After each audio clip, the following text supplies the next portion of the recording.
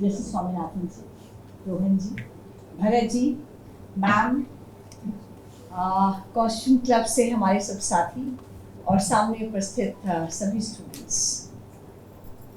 मुझे याद है जब ईमेल आया गवर्नमेंट लॉ कॉलेज मुंबई से, तब मैं और मेरे सब एसोसिएट्स हम अपने ऑफिस में बैठकर एक केस के बारे में डिस्कस कर रहे थे कि नेक्स्ट डे केस है और लग रहा है हार जाएंगे, लॉ पॉइंट निकालो, जो शाम को हमेशा कोर्ट के बाद रहता है।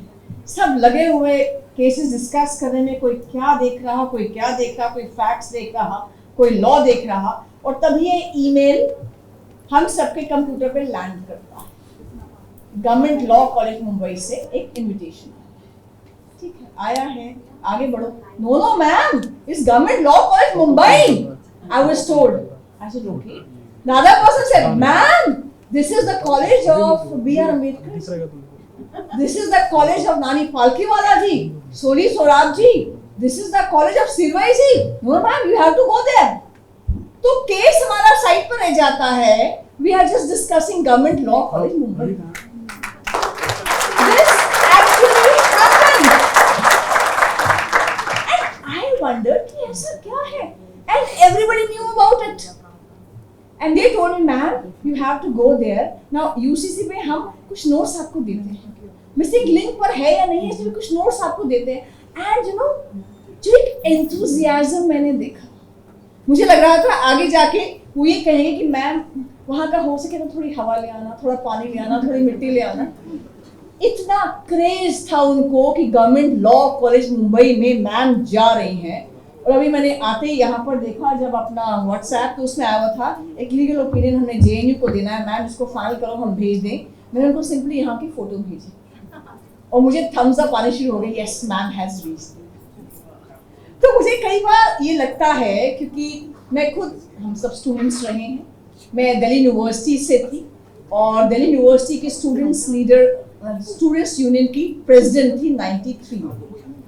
मुझे ध्यान है कि हम सब लोग ना आम परिवारों से आते हैं, हम सब लोग कोशिश करते हैं कि जहां हम आज हैं उससे बेहतर हम कल हो। लगातार पढ़ते हैं, काम करते हैं, संघर्ष करते हैं, न रुकते हैं, न झुकते हैं, न टूटते हैं, क्योंकि हमारा ये मानना है कि जो पत्थर चोट लगकर टूट जाता है वो कंकड़ हो जाता है, और जो पत्थर उस चोट को सह जाता है वो शंकर हो जाता है। मैं अपनी बात शुरू करती हूँ कि प्रोग्राम्स मतलब इतने लोगों की पार्टिसिपेशन, स्टूडेंट्स की, टीचर्स की, गेस्ट की, इतने स्टेक होल्डर्स की पार्टिसिपेशन, यानी it's a lively college and I am proud and honoured to come here and stand here with you. अब यूनिफॉर्म, आप लोग थोड़ा बात कम करिए, मैं यूनिफॉर्म सिविल कोड, समान नागरिक संहिता।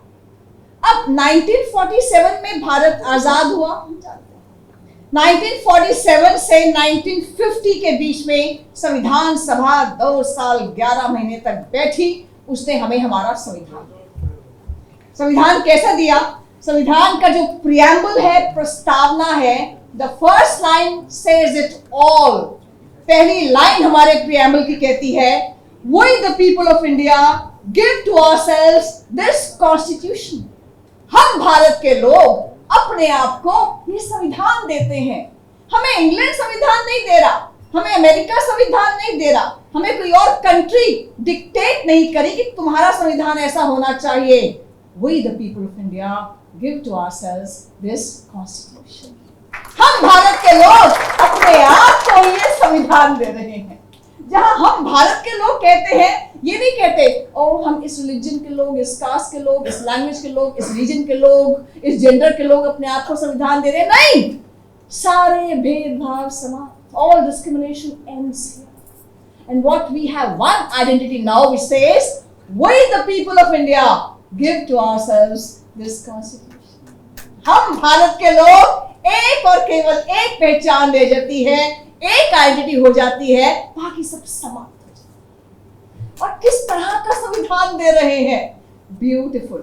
You read the constitution which was given to us in 1950.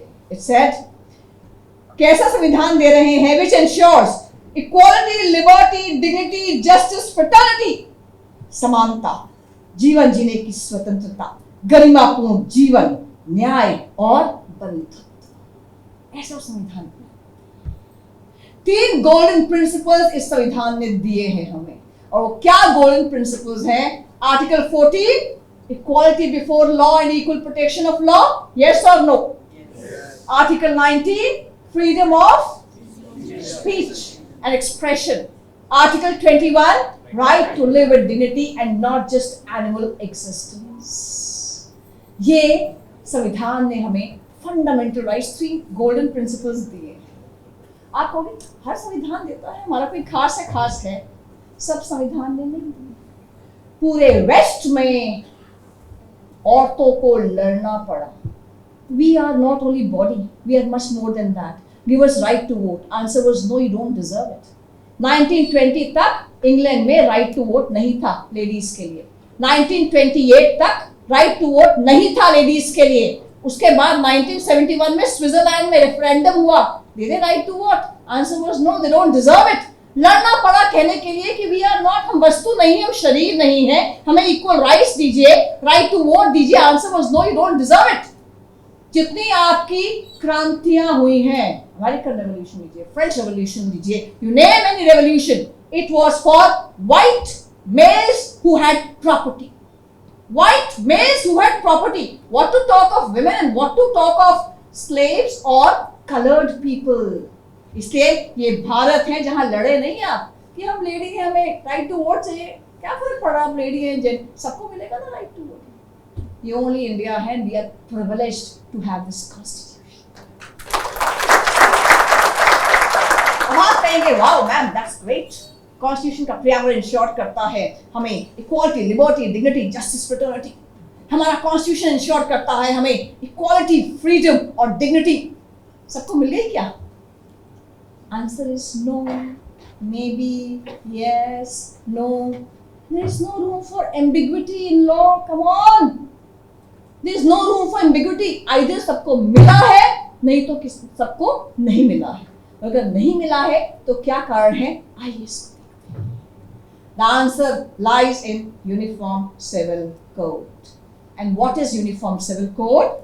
UCC क्या है? Uniform Civil Code कहाँ है? सभी डेमोक्रेटिक कंट्रीज में है, यूके में है, यूएसएसआर में है, फ्रांस में है, यूरोप में है। वन लॉ वन नेशन होना ही चाहिए, हर जगह पर है।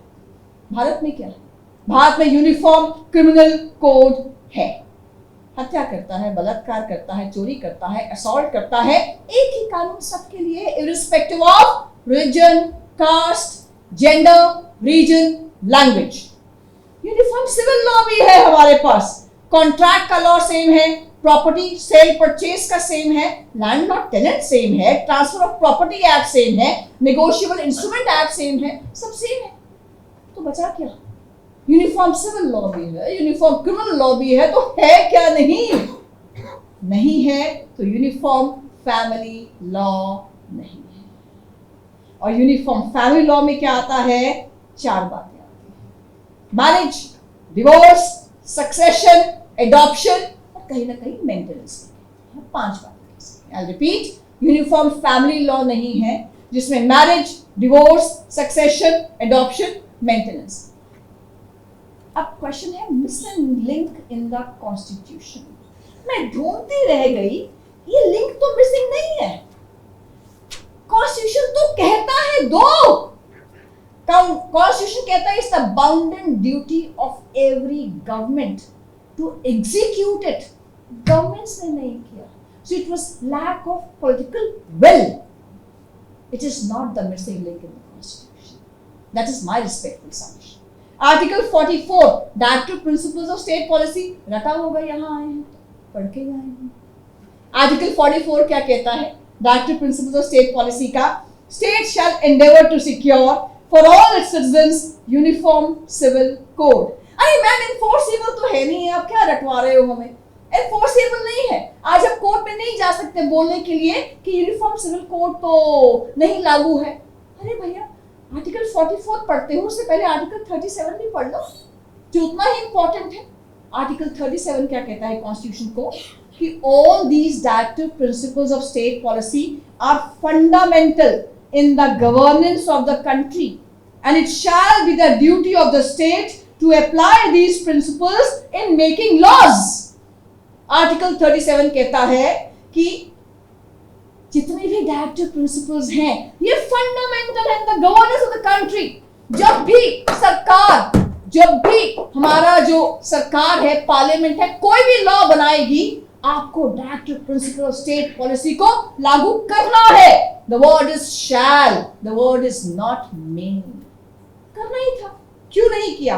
प्रियम्बल कहता है secular country, state has no religion, तो how can the state discriminate on the basis of religion और जेंडर इज द क्वेश्चन। और इस क्वेश्चन का आंसर पता करने के लिए अब आपको एक सफर पर ले चलते। ये इंग्लिश का सफर नहीं है, SUFFER, ये हिंदी वाला सफर है, सफर जर्नी है। तो अपनी अपनी आप, मैं हमेशा कहती हूँ, कुर्सी की पेटियां बांध दीजिए। ये 1000 साल का सफर हम फटाफट कुछ मिनट में पार करने वाले, 3-4 मिनट। तो ले चलती हूँ आपको हजारों साल पहले। हजारों साल पहले यानी हम कहते हैं ना, मुझे किसी ने कहा मैम मोदी जी ने बड़ी कंफ्यूजन कर रखी है। मैंने कहा तुम्हारी लाइफ में क्या कंफ्यूजन कर रही है? कहते मैम G20 के लोग देखिए, मतलब आए थे इंडिया में, गए भारत से, उनको वेलकम किया था,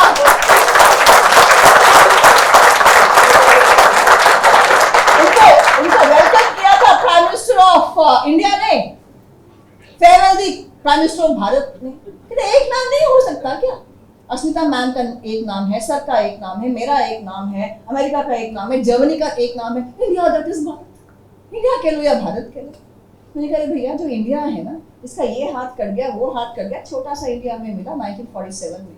और इंडिया को देखना हो ना, इसके पापा, नाना, चाचा, ताया कौन है, इसके प्रेरणा स्रोत कहाँ है, इसके महापुरुष कौन है, कहाँ से इंस्पिरेशन लेता है, इसके फंडामेंटल बेसिक फीचर्स क्या है, इंडिया को देखना हो तो हजारों साल पुरानी संस्कृति भारत को, वहां से ध्यान आएगा कि ये बच्चा इंडिया है किस तरह। तो आइए आपको मैं हजारों साल पीछे ले चलती हूँ, वैदिक काल में, जहां यहाँ पर एक तरह की संस्कृति थी, एक तरह के लोग रहते थे सारे, एक तरह का कानून था, एक तरह के शास्त्र थे, शास्त्र के बेसिस पर कानून था, जो शास्त्र में लिखा गया वो कानून हो गया। फिर यहाँ शक आए, हूण आए, यही सवाल है। उसके बाद मुगल आए, लूटपाट हुई, पद्मावत देखी है हम लोगों ने। तो उसके बाद यहाँ पर क्या हो गया, जिसकी तलवार उसका राज। उसके बाद जब यहाँ पर औरंगजेब आए, औरंगजेब को लगा कि नहीं, यहाँ पर इस्लाम को मानने वाले कई लोग हैं, तो हमें एक इस्लामिक कोड ऑफ कॉन्डक्ट पूरे साउथ एशिया के लिए चाहिए। तो उन्होंने दुनिया भर से 500 से अधिक इस्लामिक स्कॉलर्स को एकत्रित किया। औरंगजेब 500 से अधिक स्कॉलर्स को एकत्रित किया। उन्होंने कहा कि मुझे चाहिए Islamic code of law for south Asia.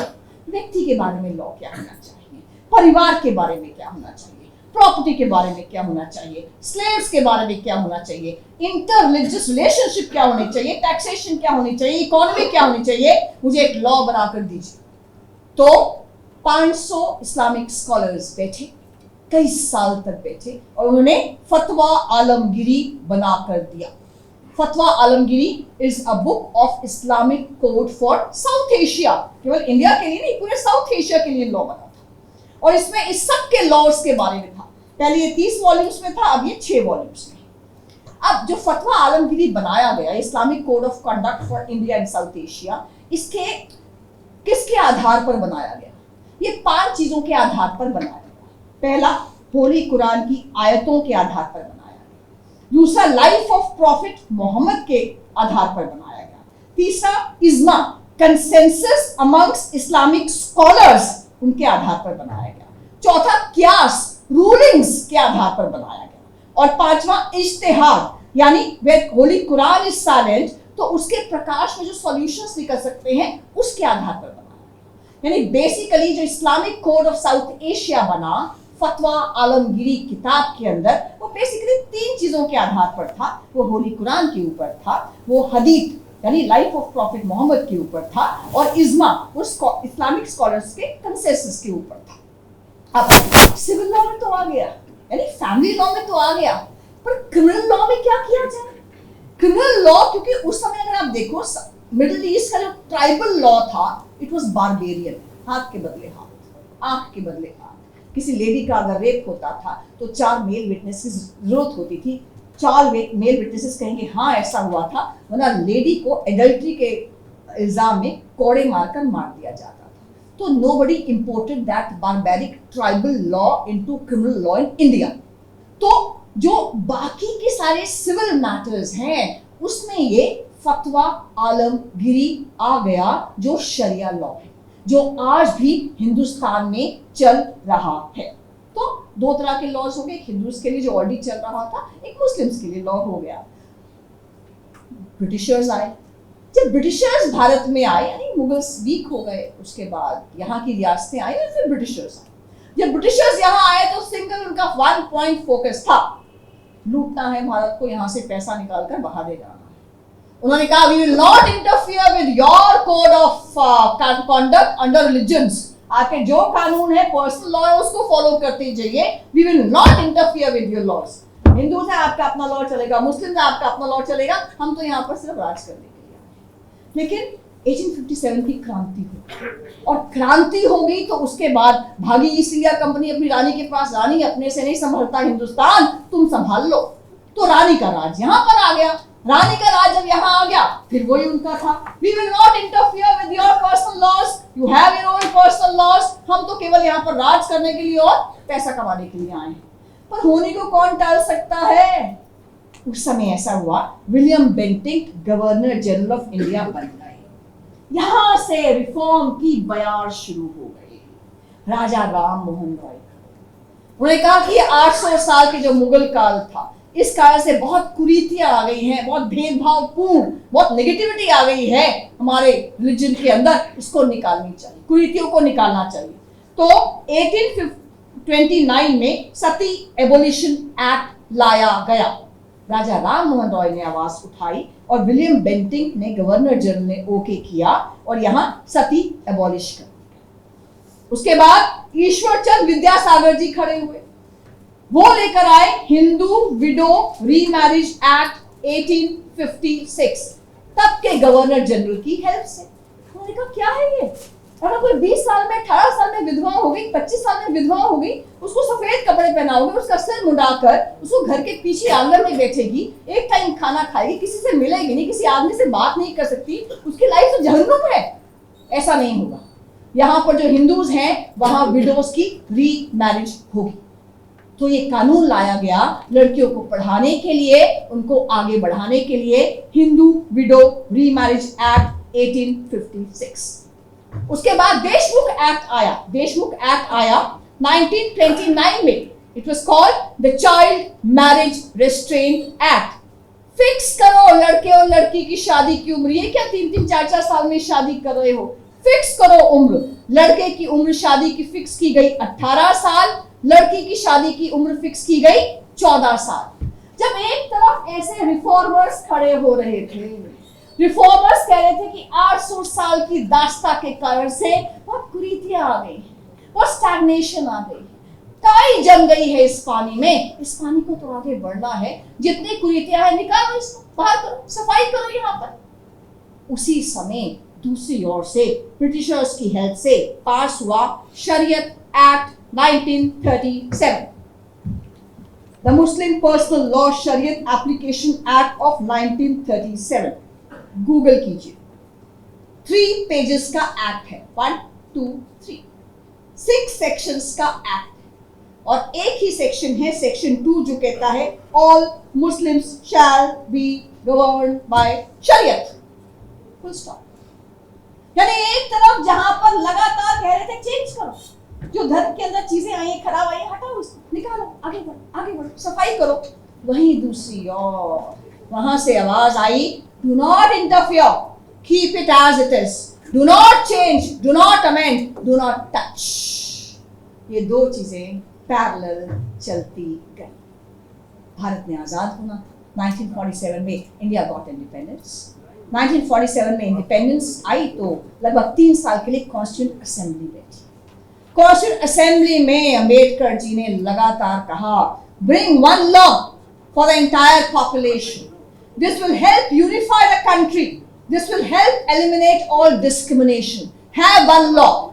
लेकिन नेहरू जी ने कहा अभी समय नहीं आया, कंसेंसस नहीं है, इसलिए दशा ठीक नहीं है।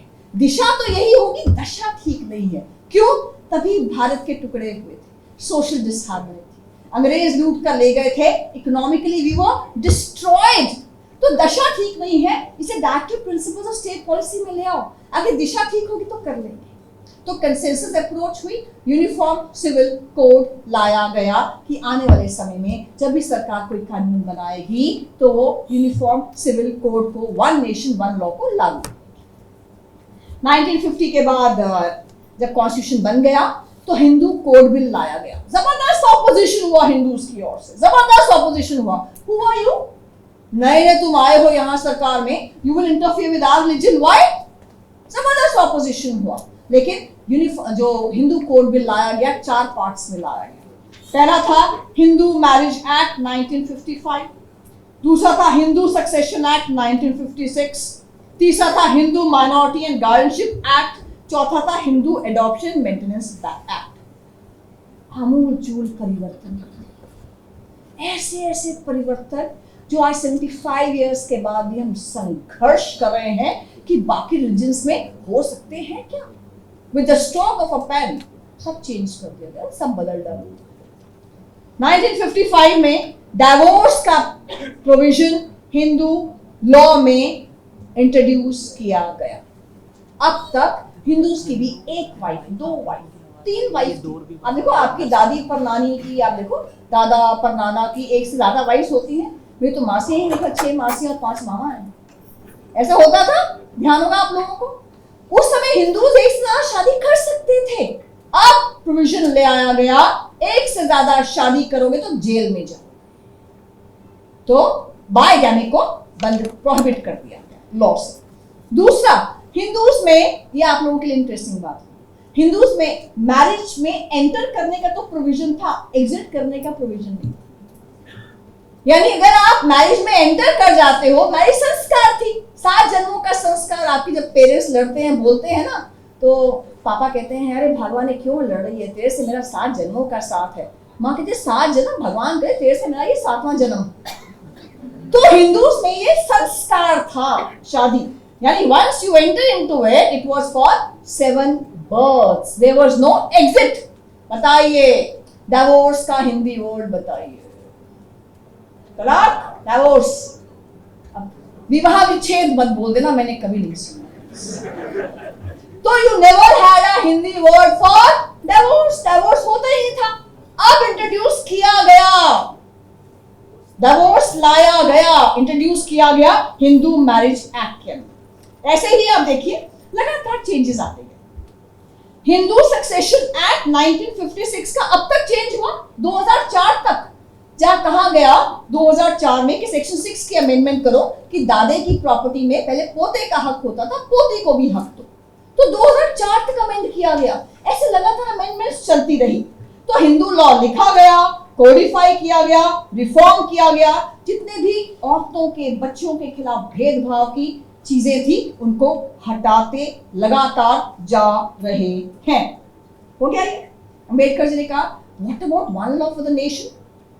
नेहरू जी ने कहा अभी समय नहीं आया, समय आया तो कर देंगे। नेक्स्ट आता है क्रिश्चियन पर्सनल लॉ। अब देखिए ब्रिटिशर्स और क्रिश्चियंस दोनों का रिलीजन सेम था, इसलिए बहुत दिक्कत नहीं।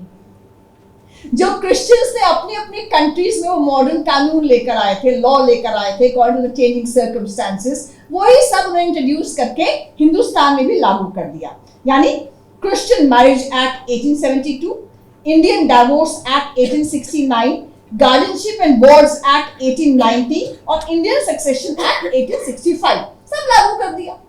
अच्छा, कुछ चीजों में जैसे first motion, second motion, divorce के बीच में 1 साल रुके या 2 साल रुके, ऐसी कुछ चीजें थी जिसके लिए Christians, men and women, they went to supreme court and got the relevant orders.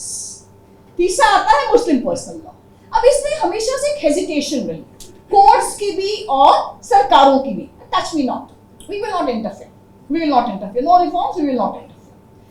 वहां पे समाज सुधारकों के अंदर से भी कभी आवाज नहीं उठाई कुरीतियों के अगेंस्ट। लेकिन मैंने फिर कहा ना, होने को कौन टाल सकता है जब समय आगे बढ़ना है। अगर आपको प्रोग्रेस करना है और आगे बढ़ना है, रिग्रेसिव चीजें हटनी है, वो हटकर ही रहेंगी, समय के साथ हट जाएंगी। समय बहुत बलवान होता है। तो ऐसे ही हुआ, जैसे ही इंडिपेंडेंस हमें मिली 1947 में, 1950 में कॉन्स्टिट्यूशन बना, 1951 में क्या हुआ, सिर मुंडाते ही ओले पड़े। And जिस चीज को you were squatting under the carpet, you did not want to touch it, interfere with it, वही आपके सिर पर आ गया। State of Bombay versus Narsu Appa Mali case. We all know about this case. किसने पढ़ा है? आपके यहाँ का केस, मैं तो बाहर वाली। 1951 में नरसू अप्पा मालिक ये आया, यहाँ पर कोर्ट में आया। इसने हाई कोर्ट में पिटिशन लगाया कि जी मैं हिंदू हूँ, मेरी एक वाइफ से मुझे बेटी हुई, पुत्री हुई, लेकिन मेरे मरने के बाद मेरा पिंडदान लड़का ही कर पाएगा। लड़का तो हुआ नहीं, मैंने दूसरी शादी करी। अब दूसरी शादी कर ली कि मेरे लड़का होगा तो मेरे मरने के बाद वो पिंडदान करेगा, मुझे पकड़कर जेल में डाल दिया है। अब या तो आप किसी को भी अलाउ मत करो 1 से 4 ज्यादा शादियां, या मुझे भी अलाउ कीजिए, आर्टिकल 14। और दूसरा उसने कहा आर्टिकल 13, वेरी इंपॉर्टेंट, आर्टिकल 13 की प्ली ली और कहा any law in force before the commencement of the constitution which is inconsistent with the fundamental rights is void. कोई भी लॉ होगा जो इक्वालिटी के खिलाफ होगा, फ्रीडम के खिलाफ होगा, डिग्निटी के खिलाफ होगा, वो खत्म होगा, वो वॉइड होगा, वो इनवैलिड होगा, खत्म करो उस लॉ को। और जजेस जो थे वो आप ही के कॉलेज के थे, and excellent judges. I'm personally very impressed with those judges. They were excellent stalwarts. वो थे MC छागला जी जो आपके कॉलेज के थे, और गजेंद्र गढ़कर जी, 2 जजेस थे। पर कई बार क्या होता है कि जजेस बहुत अच्छे होते हैं पर समय खराब होता है, तो ऐसी जजमेंट्स आ जाती हैं जो पूरी कम्युनिटी को 30 साल पीछे छोड़ देती है। अब उनके सामने ये इशू था कि आर्टिकल 14 का इशू था, आर्टिकल 13 का इशू था, क्या इसको अलाउ करें एक से अधिक वाइफ के लिए या सबका खत्म करें। तो उन्होंने जो अपनी वर्डिक्ट दी, उन्होंने कहा पर्सनल लॉज कम अंडर, मैं रिपीट करती हूं, उन्होंने कहा कि ठीक है आर्टिकल 13 कहता है कि any law which violates fundamental right has to go, but personal laws do not come in the category of Article 13 laws. Simply put, कि पर्सनल लॉस को उन्होंने एग्जेम्प्ट कर दिया, बाहर रख दिया इस कैटेगरी से, कि कोई भी कानून फंडामेंटल राइट्स को वायलेट करेगा तो उसको जाना होगा, पर पर्सनल लॉ इस कानून की कैटेगरी में नहीं आता, एग्जेम्पशन कर दिया। और फिर कहा कि सरकार तुम बनाओ ना, लॉ बनाओ, तुम यूनिफॉर्म सिविल कोड लेकर आओ, हमें क्या कह रहे हो, कोर्ट का काम लॉ बनाना नहीं है। सरकार ने कोई अपील फाइल नहीं की और ये लॉ बन गया। वो बेचारा जेल में ही रहा और उसके बाद 30 साल तक कोई भी अगर लड़की कोर्ट में जाती और कहती कि मेरे शौहर ने दूसरी शादी कर ली है, कोर्ट के दरवाजे बंद हो गए, कानून के दरवाजे बंद हो गए। और 30 साल के बाद खुले 1985 में, जब शाहबानो का केस। शाहबानो हम सब ने पढ़ा है वो केस, मैं इसको थोड़ा स्पीड अप करती हूँ। शाहबानो, उसके पति मोहम्मद अहमद खान बहुत बड़े वकील थे और उन्होंने शादी की शाहबानो से, ये थोड़ी बूढ़ी हो गई, एक और शादी कर ली, एक और यंगर लड़की से शादी कर ली और कहा कि मैं दोनों को रखूंगा। इसको मेंटेनेंस देना बंद कर दिया। ये इंदौर में कोर्ट में गई, इसने कहा मेरे 5 बच्चे हैं, मैं सड़क पर आ गई हूँ, मुझे आप मेंटेन कीजिए। इंदौर हाई कोर्ट, इंदौर की डिस्ट्रिक्ट कोर्ट ने कहा 25 रुपया महीना 1978 में। She went to the high court, high court ने कहा 179 रुपीज पर मंथ दी जाती है। अब इनके पति सुप्रीम कोर्ट चले गए, उन्होंने कहा क्या है ये, मेंटेनेंस कहां से दे रहे हो, I am governed bye my own personal law, और मेरा पर्सनल लॉ कहता है मेहर का अमाउंट वापस करेंगे, 3 महीने मेंटेनेंस देंगे, that's it, not a rupee more. Discussion, वहां प्लीडिंग्स हुई, बहस हुई, बहुत समय तक ये केस चला। और हमारा अपना All India Muslim Personal Law board तब भी वैसा था, आज भी वैसा है। वहां खड़े होकर उसने क्या कहा, we stand with the husband, the woman is entitled to only 3 months of maintenance, nothing more. लेकिन वहां कोर्ट ने रूल किया, supreme court has always come in aid of all the women. Court ने क्या कहा कि section 125 CrPC takes care of maintenance, it is criminal law, criminal law is applicable to all the people irrespective of gender or religion. Hence, she is entitled to 179 rupees per month of maintenance. Supreme court ने तो verdict दे दी, जमीन पर क्या हुआ, बवाल much गया। ऐसा लगा कि इस इंटरफेरेंस विद वंस रिलीजन, और इस कारण से जो तब की सरकार थी उस पर प्रेशर आया, जो राजीव गांधी जी की सरकार थी, और वहां पर एक लॉ पास हो गया, उसका नाम था the Muslim women protection of rights on divorce act 1836, जो कहता है मुस्लिम वुमन को सिर्फ 3 महीने के लिए मेंटेनेंस मिलेगी, उसके बाद नहीं मिलेगी। सब शॉक में थे, सुप्रीम कोर्ट शॉक में था, कॉन्स्टिट्यूशन शॉक में था, सारे लीगल फ्रेटर्निटी के लोग शॉक में थे, कंट्री शॉक में थी। बट मैंने हमेशा कहा ना, supreme court and the law always comes in aid of every person जिसके खिलाफ इनजस्टिस हुई है। 15 साल के बाद सुप्रीम कोर्ट को मौका मिल गया to right this wrong, to do good for this injustice. तो जो शाहबानो के वकील थे डेनियल लतीफी ने केस फाइल किया, Daniel Latifi versus Union of India. उन्होंने कहा ये क्या बकवास लॉ आया है, ये लॉ कहता है 3 महीने मेंटेनेंस, उसके बाद क्या होगा उसका, उसके बच्चों का सड़क पर खड़ी हुई है, आप मेंटेनेंस पूरी लाइफ के लिए दीजिए। इस लॉ को आप कहिए इनवैलिड लॉ है। और this is the beauty of legal profession, आप उसी वर्ड को कहां से कहां यूज कर सकते हो। रोको मत जाने दो, रोको मत जाने दो, पूरा कॉन्टेक्स्ट ही चेंज हो जाता है, फुल स्टॉप और कॉमा से। सुप्रीम कोर्ट ने नहीं, जो राजीव गांधी की गवर्नमेंट ने पास किया था, that's a valid law, that's a good law. वो लॉ क्या कहता था, बस उसकी इंटरप्रिटेशन थोड़ी सी चेंज कर दी सुप्रीम कोर्ट ने, and that made the whole difference. वहां पर सुप्रीम कोर्ट ने कहा कि जो राजीव गांधी की गवर्नमेंट लाई थी, सेक्शन 3(1)(a एक्ट का कहता है, a reasonable and fair provision and maintenance has to be made and paid to her within the iddat period by her former husband। कि ठीक है, आपका लॉ कहता है कि 3 महीने की जो मेंटेनेंस है वो देनी पड़ेगी, पर थोड़ा सा इसको ठीक कर लो, क्योंकि होली कुरान की आयत कहती है a reasonable maintenance has to be done, has to be given, a reasonable maintenance has to be given for the entire life and to be fully paid within 3 months। यानी आप पूरी उम्र के लिए मेंटेनेंस दोगे, रीजनेबल मेंटेनेंस दोगे, और 3 महीने के अंदर पूरी दोगे। अरे भागे सारे सुप्रीम कोर्ट, इंस्टॉलमेंट बांध दो, अगले 40 साल की इंस्टॉलमेंट बांध दो, मैं कैसे 3 महीने पूरी लाइफ की मेंटेनेंस दूं। स्लाइटली इंटरप्रिटेशन चेंज कर दी और जस्टिस कर दी। उसके बाद आया, जैसे आपका ये हेमा मालिनी और धर्मेंद्र जी का केस, इस टाइप से केस आया, तो ये 1995 में आया, Sarla Mudgal versus Union of India. Sarla Mudgal एक एनजीओ की हेड थी, उसने कहा ये हो क्या है, क्योंकि इस्लामिक लॉ में एक से अधिक शादियां अलाउड है, हिंदू लॉ में नहीं है। एक आदमी क्या करता है, एक से शादी की, लगा अरे ये तो मोटी हो गई है, बूढ़ी हो गई, फिर दूसरे शादी कर ली। वो क्या करते हैं, अपना रिलीजन चेंज करके कन्वर्ट होकर शादी कर लेते हैं और लाइफ लॉन्ग हिंदू क्रिश्चियन या सिख रहते हैं। इसको ठीक कीजिए। सुप्रीम कोर्ट ने सुना वो पूरा केस और कहा कि जिस धर्म या लॉ के अंतर्गत शादी होगी, उसी धर्म या लॉ के अंतर्गत आपको डिवोर्स लेना होगा और तब दूसरी शादी कर सकते हो। आखिरी के 3 मिनट, 2016, ये आपने देखा है शारा बानो का केस, देखा होगा, हाथ खड़ा कीजिए। 8, 9, 10 में होंगे इस समय आप लोग। हेलो, 2016 शारा बानो।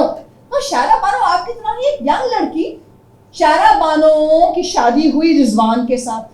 अब रिजवान के साथ 16 साल की उसकी शादी रही, 14 साल का लड़का, 12 साल की लड़की, दहेज वहेज बहुत दिया गया, डोमेस्टिक वायलेंस होती थी, ताने होते थे, 4, 5, 6 कितने अबॉर्शंस हो गए, डोमेस्टिक वायलेंस होता था, सहती रही। माँ कहती ना, एक चुप 100 सुख, सहती रहे बेटा, यही रहना है।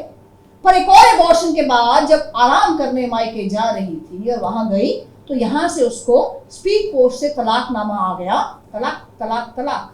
कहती है I don't agree to this nonsense. PhD की वो स्कॉलर थी, उसने सीधा अपने हस्बैंड से कहा ये कुछ नहीं है तलाक, I don't agree to it, हटाओ इसको और मुझे वापस लो। उसने कहा नहीं, तू मेरे लिए हराम हो चुकी है, तुझे वापस नहीं ले सकता। उसने कहा ठीक है मैं देखती हूँ तेरे। उसने उसके फादर ने केस डाला सुप्रीम कोर्ट में, अरे आपकी जनरेशन की थी and she is such a fantastic woman, meet her. वो सुप्रीम कोर्ट गई, उसका सुप्रीम कोर्ट में क्या है ये, ट्रिपल तलाक है, 4 शादियां, हलाला है, क्या है, हटाओ इसको। सुप्रीम कोर्ट ने कहा an aggrieved person has come to us, a Muslim woman has come to us. But we don't have time to adjudicate on all these topics. We will just take care of triple talaq. Talaq is also of 3 kinds or more.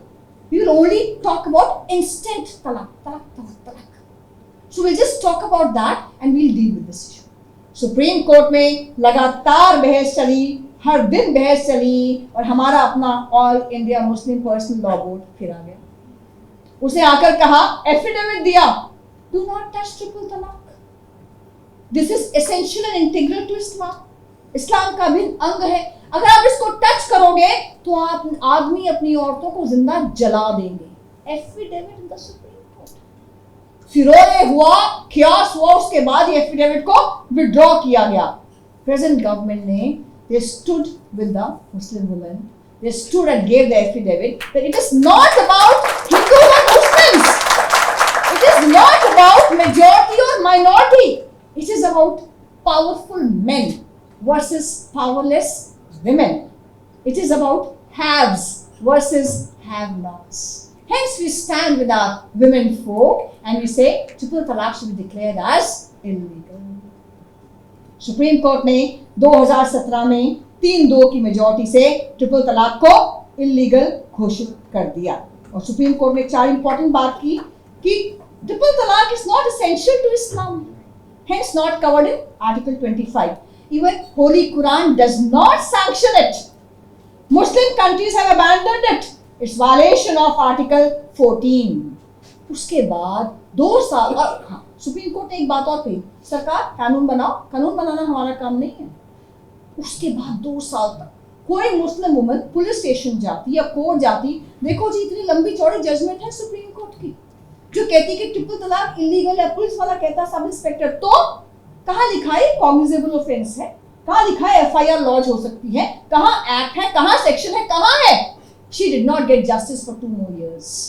उसके बाद 2019 में present government ये कानून लेकर आई, the Muslim women protection of rights on marriage act 2019, जिसमें उन्होंने इसको कॉग्निजेबल ऑफेंस बनाया, नॉन बेलेबल बनाया, कंपाउंडेबल बनाया. आज अगर आदमी कहता है तलाक तलाक तलाक, महिला बोलती है जेल जेल जेल. मैं तो मजाक कर रहा हूं.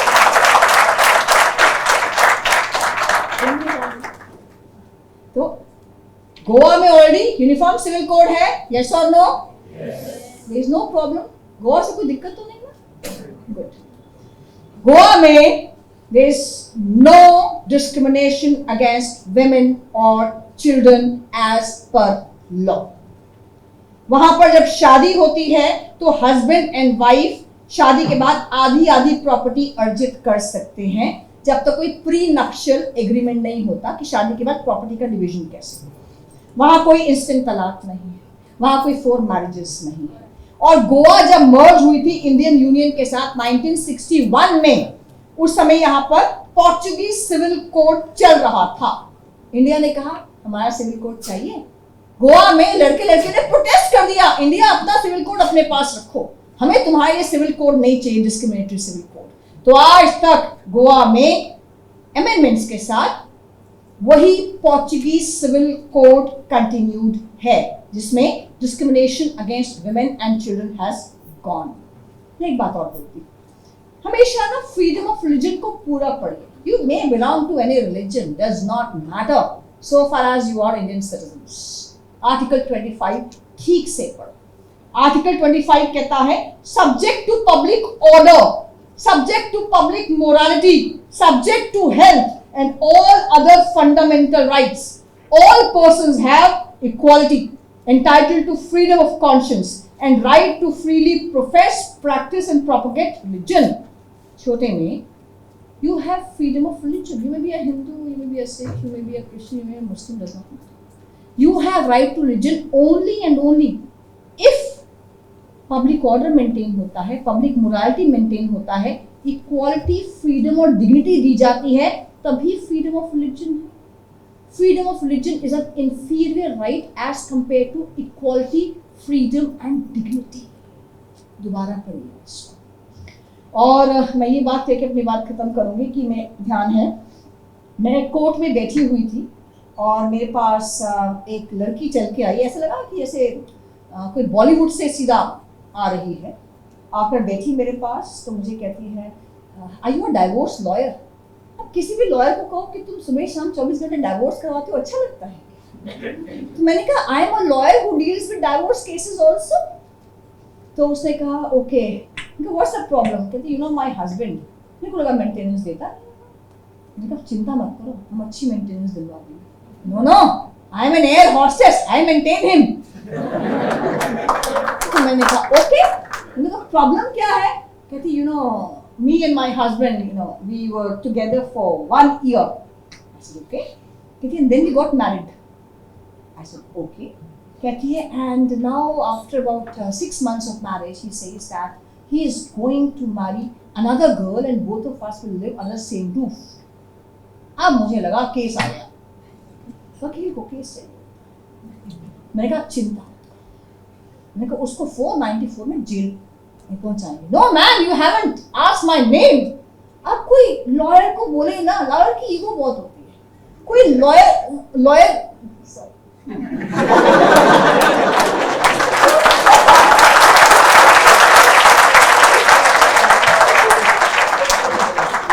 जज साहब बैठे हो तो लॉयर की ईगो नहीं होती। और ऑन अ लाइटर नोट, अगर कहीं कुछ समझ नहीं आ रहा होता तो हम बार बार कहते हैं maybe we are not able to explain our point. और जब डिसमिस होता है हमारा केस तभी हम so obliged, so grateful, my notes लेके निकल जाते हैं सर। तो बच्चों के सामने लॉयर्स की ईगो बहुत होती है। तो मैंने उसने कहा ना you haven't asked my name. मैंने भी कह दिया शेक्सपियर के अंदाज में what is there in name. उसने कहा ma'am everything is there in name, my name is Ayesha Bano. उसने ऐसे कहा तो वो भी चुप थी, मैं भी चुप थी, संविधान भी चुप था, कानून भी चुप था, पुलिस भी चुप था और जुडिशरी भी चुप था। ऐसा लगा कोई जस्टिस नहीं करा पा रही। तो उसकी आंखों में जो दर्द मैंने देखा, ऐसे लगा उसकी आंखें अपने हस्बैंड से, अपने पति से कह रही हूं कि तलाक तो दे रहे हो कहर के साथ, तलाक तो दे रहे हो कहर के साथ, मुझे मेरा शबाब भी लौटा दो इस मेहर के साथ।